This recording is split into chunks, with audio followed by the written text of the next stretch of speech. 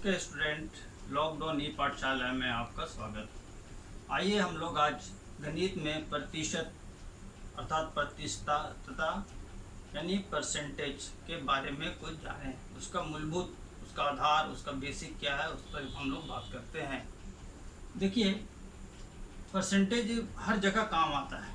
आप बहुत सा गणित बनाए होंगे, साधारण ब्याज, चक्रवृद्धि ब्याज, लाभ, हानि, छूट, टैक्स, ये सब आप बहुत सा चीज़ पढ़े होंगे, लेकिन हर जगह परसेंट का इस्तेमाल होता है। आप भी जब एग्ज़ाम में नंबर लाते हैं तो बोला जाता है कितना परसेंट आया, तो परसेंट का, प्रतिशत का हर जगह इस्तेमाल होता है।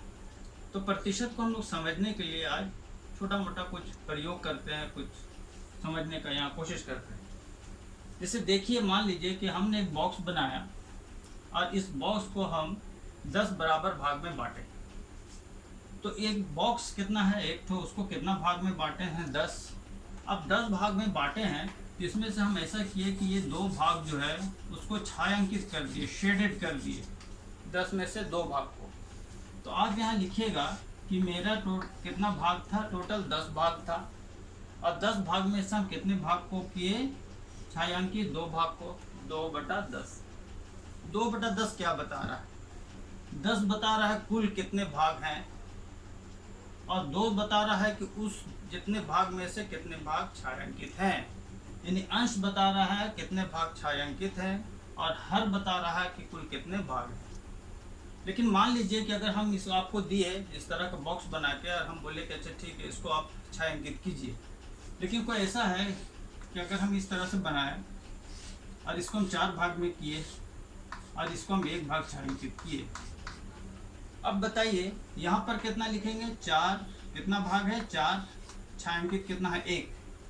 तो ये समझ में नहीं आ रहा है कि अगर हम इस दोनों की तुलना करना चाहें तो ये समझ में नहीं आ रहा है कि ये ज़्यादा है कि ये ज़्यादा है। यहाँ पर तो 1/4 में 1 है, यहाँ 10 में 2 है। तो हम लोग को एक आधार मानना पड़ता है कि अगर हम लोग दोनों का 100 ले लेते, यानी 100 भाग करते और 100 भाग से हम लोग तुलना करते, तब हमको पता चलता है कि उसका कितना है, इसका कितना है। तो 100 से तुलना करना ही उसको प्रतिशत कहा गया। प्रतिशत, प्रति, एक, शत, 100, परसेंटेज, हर 100 पर, हर 100 पर क्या होगा, इसी को प्रतिशत कहते हैं। आइए इसको हम लोग थोड़ा सा और इसको विस्तार से समझते हैं। चलिए, मान लीजिए कि आप परीक्षा दिए हैं, एक विषय का परीक्षा दिए हैं और 50 नंबर का परीक्षा हुआ, और इस 50 नंबर में आपने 40 नंबर प्राप्त किया। अब ध्यान दीजिए, जिस पेपर का, जिस विषय का आप परीक्षा दिए उसमें कुल कितना आपको अंक मिलना था, 50, लेकिन आपको प्राप्त कितना हुआ, 40। तो देखेंगे आप अपने कॉपी में तो लिखा रहता है इस तरह से, यानी 50 का परीक्षा हुआ और आपको उसमें 40 अंक प्राप्त हुआ। ठीक है। मान लीजिए कि कोई दूसरा विषय का परीक्षा था और वो परीक्षा था 100 नंबर का, और उसमें आपको प्राप्त हो गया 70 नंबर। अगर हम यहाँ पर देखें तो यहाँ लगेगा कि इसको 40 नंबर मिला है और यहाँ इसको 70 नंबर मिला है, तो 70 नंबर वाला तो ज़्यादा है। लेकिन हम इस पर ध्यान दें कि इसको 50 में 40 मिला है और इसको 100 में 70 मिला है, तो थोड़ा सा दिमाग लगेगा कि यहाँ पर तो ज़्यादा नंबर है, तो इसकी तुलना करना है। तो इसको हम थोड़ा एक एक नियम से बताने का प्रयत्न करेंगे कि इसको कैसे निकालते हैं। जैसे देखिए, पहला बच्चा को 50 अंक में कितना प्राप्त हुआ, 40 प्राप्त हुआ। यहाँ पे लिख दीजिए ऐसे करके, चूंकि 50 में कितना, 40, तो एक, अगर हम लोग 50 की जगह 1 अंक का परीक्षा होता तो उसको कितना प्राप्त होता, तो 40/50 इतना प्राप्त होता। अब प्रतिशत में निकालना है तो हमको हमेशा कितना लेना पड़ेगा, 100 से तुलना करना। तो यदि ये बच्चा 100 नंबर का अंक का परीक्षा देता तब इसको कितना प्राप्त होता, तो 40/50 गुने 100। 1 0 कट गया, 50 से काट देंगे 5 से, 5 दूनी 10, 80 आया। अब जो 80 आया है, 80 कितना में आया है, 100 में। 100 में 80 आया तो इसलिए ये चिन्ह दिया जाएगा प्रतिशत, यानी 80%। 80% का अर्थ हो गया कि 80/100। अगर 100 अंक का परीक्षा हुआ है तो उसमें उसको 80 अंक प्राप्त हुआ है। समझ में आया?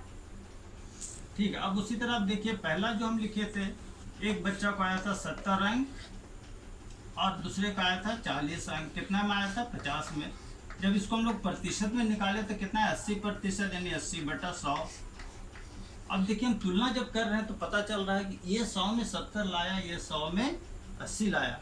हम लोग को तो पहले अंक के हिसाब से 40 और 70 दिख रहा था, लेकिन प्रतिशत में तुलना कर रहे हैं तो दोनों का अंक को बराबर हो गया 100। अब देख रहे हैं तो पता चल रहा है कि नहीं, इसका अंक ज़्यादा है, ज़्यादा प्रतिशत। ठीक उसी प्रकार अगर हम कोई सामान, दुकानदार सामान लेता है और सामान खरीदा और उसको फिर सब लाभ में बेचा, तो मान लीजिए वो सामान खरीदा है 300 रुपये में और उसको बेच रहा है 350 रुपये में, तो कितना अधिक ले रहा है? तो आप क्या कीजिएगा, 350 उसमें से 300 घटा दीजिए, क्योंकि बेच रहा है 350 में और ख़रीदा था 50 रुपये में, तो 50 रुपये का उसको लाभ हुआ। लेकिन 50 रुपये का लाभ हुआ तो इसको प्रतिशत में निकालना है, तो फिर हम लोग क्या करेंगे, फिर वही चीज़ लिखेंगे हम लोग कि 50 रुपये उसको प्राप्त हुआ लाभ, लेकिन कितना रुपया में प्राप्त हुआ, कितना लगाया था? 300 रुपये। यदि वो 100 रुपया लगाता तो 100 से गुना कर देंगे, तो ये और ये कट जाएगा, ये हो जाएगा 50/3%, अर्थात 16.2/3%। तो बच्चों, प्रतिशत को इसी तरह आसानी से हल करके आप अपने ज्ञान को बढ़ा सकते हैं। धन्यवाद।